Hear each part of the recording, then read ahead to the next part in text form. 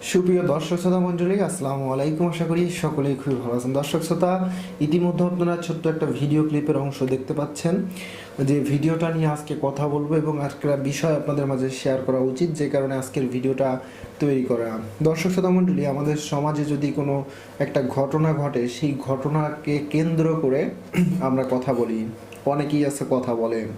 তো এই বিষয়টা নিয়ে কথা বলার পরে হয়ে যায়, যারা কথা বলে তারা খারাপ হয়ে যায়, আর যারা এই সমস্ত ঘটনা ঘটায় তারা খারাপ হয় না। মানে তাদের বিপক্ষে কথা বললে আমাদের সমাজের কিছু সংখ্যক মানুষের এত চুলকানি হয় যে ভাই কমেন্ট বক্স দেখাই যায় না। দর্শক শ্রোতা, এমন একটা বিষয়।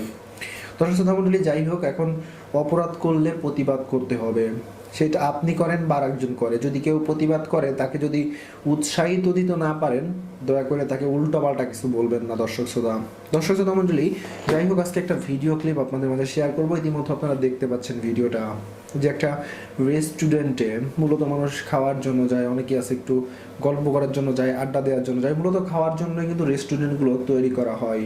আর সেই রেস্টুরেন্টে যদি নোংরামি হয় তাহলে ঘটনাটা মানে কি বলবো, কোথায় গিয়ে দাঁড়ায় একটু ভেবে দেখবেন। দর্শক শ্রোতা মণ্ডলী, আপনারা হয়তো এই ভিডিওটা দেখে আপনারা ভাবতেছেন যে এখানে কি ভাই, কি হইলো, কিছুই বুঝলাম না। আপনাদেরকে যদি একটু খোলাসা করে বলি, আপনারা যদি একটু ক্লিয়ার ভাবে দেখেন, মনোযোগ সহকারে দেখলে বুঝতে পারবেন যে আসলে কি করতেছে এটা, যে ছেলেটির হাত কোন জায়গায় গেছে। দর্শক শ্রোতা, আপনারা একটু দেখেন যে এখানে অনেক মানুষ হয়েছে রেস্টুরেন্টে, বাট তারা এই ধারণা যে কি বলবো খারাপ একটা কাজ করতেছে, বাট এটা কিন্তু প্রকাশ্যে, বাট অনেকেই চোখের আড়ালে। এদেরকে কি করা উচিত? এদেরকে কি সুশিক্ষা দিয়ে এদের মা বাবা গড়ে তুলতে পারেনি, যে কারণে এরা এরকম হয়ে গেছে কিনা? আপনারা একটু কমেন্ট বক্সে কমেন্ট করে জানাবেন। দর্শক শ্রোতা মণ্ডলী, এই ভিডিওটা যে করছে তাকে একটা কথা বলতে চাই, আপনি এই ঘটনাটা দেখছেন ভাই, এখানে প্রতিবাদ করা উচিত ছিল ভিডিওটা না করে। তো যাই হোক, ভিডিওটা করছে যে কারণে আমাদের চোখে আসছে, এই জন্য এই ভিডিওটা নিয়ে কথা বলতেছি। তো আপনারা এই ধরনের কাজ থেকে দয়া করে বিরত থাকবেন, সমাজটাকে নষ্ট করবেন না। দর্শক শ্রোতা, আর এই সমস্ত মানে কি বলবো, ছেলে মেয়েদের মা বাবা যারা আছেন সবাই একটু তাদের ছেলে মেয়ের দিকে একটু খেয়াল রাখবেন।